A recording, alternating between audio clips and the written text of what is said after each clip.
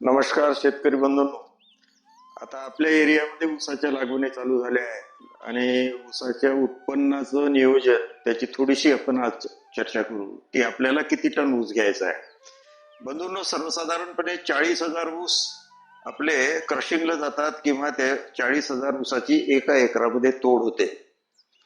आता या 40,000 ऊसाचा जर हिशोब केला, 1 किलोचा जर सरासरी एक ऊस गेला तर तुम्हाला 40 टन ऊस होते. 1.5 किलोचा जर सरासरी ऊस गेला तर 60 टन ऊस होते. 2 किलोचा एक ऊस जर तुमचा असेल तर 80 टन ऊस होते.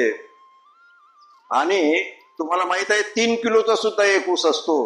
जर सरासरी ऊस 3 किलोचा क्रशिंगला गेला तर 120 टन ऊस होते.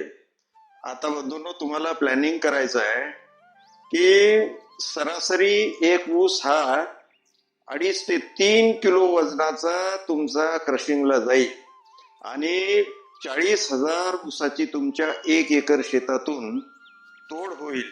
म्हणजे तुमचं टनेज, तुमचा उतारा जो आहे एकरी, तो 100 ते 120 टन ऊस तुम्हाला एकरी होईल.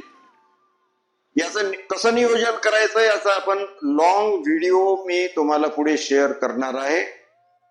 धन्यवाद.